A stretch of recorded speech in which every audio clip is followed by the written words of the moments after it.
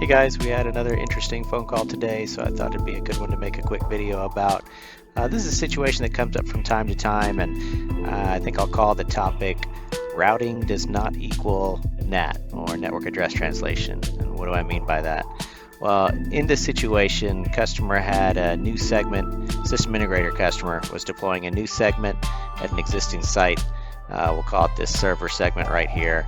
And that server segment's the 192.168.5 segment, and it's hanging off, it's a new VLAN off of a switch they've furnished, they provided, Cisco IE 3100 switch. And that switch, there's also a cable that the customer provided that is sitting on an existing network that has upstream access through an existing firewall or router, customer managed, maintained, to different resources, whether it's another server segment or the internet, whatever it is. If you're on this cable and you plug in a laptop, give it a DHCP address, it's able to get to those resources. So when they plug that cable into the switch, as an example, they could put a switch interface in a different VLAN in DHCP mode, get an address, it points them to that correct gateway, and indeed they can, source pings from that interface and get to this resource or get out to the internet. So the confusion's coming about from the fact this is a layer 3 switch, and they set up that new interface for VLAN 5 as 5.1. They even set up a default route sending all non-local traffic to that upstream customer router. And then the confusion and frustration is coming from the fact that despite that, from the switch itself, if we source a ping from this interface, we can get to these resources, or from another laptop plugged into another port in VLAN 1, same thing, put it in DHCP, it can access these resources, but for some reason the server is unable to do the same. And the problem here is that while this is a router, it does not provide any NAT, or network address translation. And the reason that's relevant is when traffic is initiated from this server to one of these destinations, it'll make it across the router, but it's coming across with the source IP of 192.168.5.5.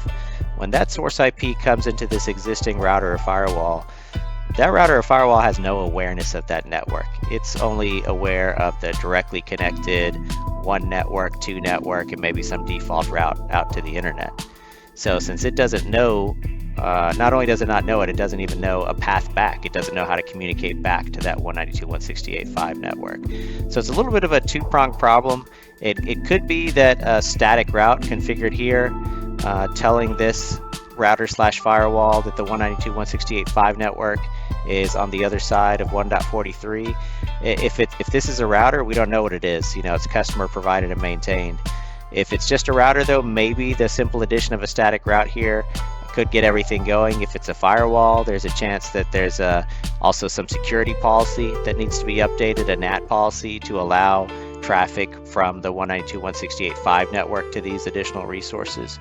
But bottom line is there is no network address translation happening across this router. And I think a lot of times it's a nuanced point, but it's really easy to kind of think, I've got a router, and if the router can reach resources on the other side of another one, anything hanging off any segment should be able to reach it too, and it's not quite accurate. And I thought this is a pretty good example to show that use case. So solutions to this problem, there's a couple of them, like I mentioned.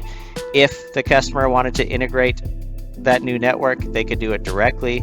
If there's some reason they don't want to, or maybe this overlaps some subnet they already have and they can't, we would need some sort of NAT device in line here, whether it's just a NAT router or another firewall or something like that to translate that incoming traffic from the 5 network to make it look like it's coming from the 192.168.1 network before it hits that existing customer router. Let me know what you think, and if you have any questions, drop them in the comments. Thanks.